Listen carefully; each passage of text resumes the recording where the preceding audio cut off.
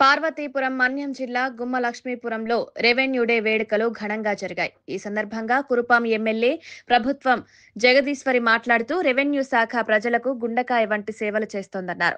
సేవా విరమణ పొందిన రెవెన్యూ ఉద్యోగులను ఘనంగా సన్మానించి వారు అందించిన సేవలను ప్రశంసించారు. రెవెన్యూ వ్యవస్థ సామాజిక న్యాయం సాధనలో కీలకంగా పనిచేస్తుందన్నారు. ఈ కార్యక్రమంలో స్థానిక అధికారులు, ప్రజాప్రతినిధులు, రెవెన్యూ సిబ్బంది పాల్గొన్నారు. పుట్టుక నుండి మరణించే వరకు ఏదైనా సరే ఇక్కడ ధృవీకరణ పత్రాలు ఇవ్వాలి అనేసి అంటే రెవెన్యూ శాఖ ఉండాలి. కాబట్టి ఈరోజు నిజంగా చాలా సంతోషంగా ఉంది.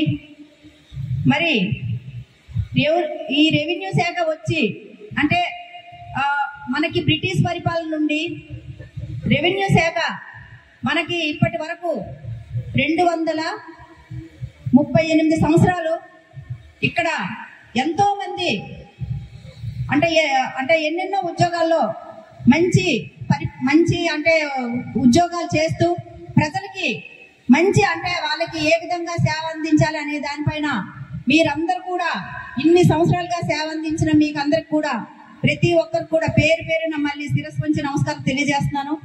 నిజంగా జూన్ 20వ తారీఖు 1786 ఈ రెవెన్యూ బోర్డు ఏర్పాటు అయినప్పటి నుండి మనం అంటే అప్పుడు బ్రిటిష్ పరిపాలనలో ఏ విధంగా ఉండేవాళ్ళం అంటే ఇప్పుడు ఏ విధంగా ఉన్నామనేది మనం ఒకసారి చూసుకోవాలి.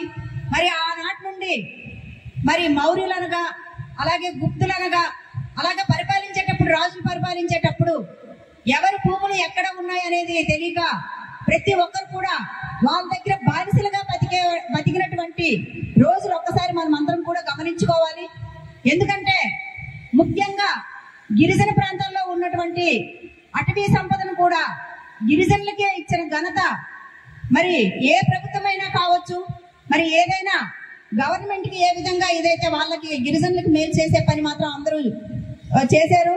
కాబట్టి ఈ రోజు చూసుకుంటే మా కూటమి ప్రభుత్వంలో ప్రతి ఒక్కరు కూడా మరి బాగుండాలనేసి ప్రతి ఒక్కరు మా నాయకులు కూడా కోరుకొని మరి ఈ రోజు మరి